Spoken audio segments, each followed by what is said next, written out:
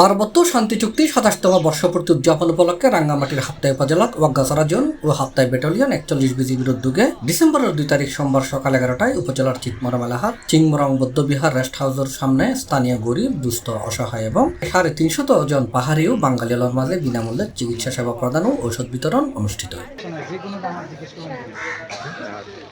ওয়াগ্গাছড়া zone ও হাপ্তাই battalion ৪১ বিজিবির medical officer major SM Ashikuzzaman AMC এই medical camp পরিচালনা করছে। মহিলা ও শিশু রোগ অভিজ্ঞ ডাক্তার সন্না বারোই মেডিকেল ক্যাম্পত সহায়তা করে।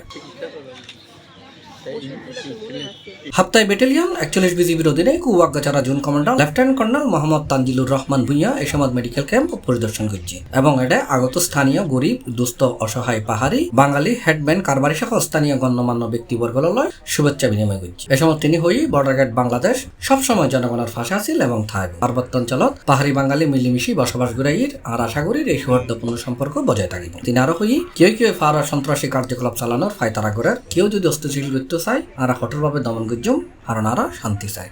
এই অস্থিতিশীল পরিবেশ আসলে তারাই করে যারা আসলে চায় না যে সাধারণ মানুষ যাতে শান্তি।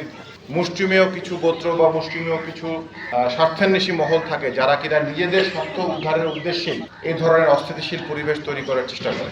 সেক্ষেত্রে আমাদের যে বর্ডার গার্ড বাংলাদেশ সীমান্তরক্ষী বাহিনী হিসেবে আমরা দায়িত্বে নিয়োজিত আছি। আমাদের সবসময় কাজ হচ্ছে আপনাদের পাশে থাকা এবং আপনাদের যে কোনো বিষয়ে, যে কোনো ক্ষেত্রে, যে কোনো সমস্যা অসুবিধার ক্ষেত্রে আমরা সবসময় আমাদের সর্বোচ্চ সীমা, আমাদের যে ক্ষমতা আছে সর্বোচ্চ ক্ষমতার মধ্যে আমরা চেষ্টা করি।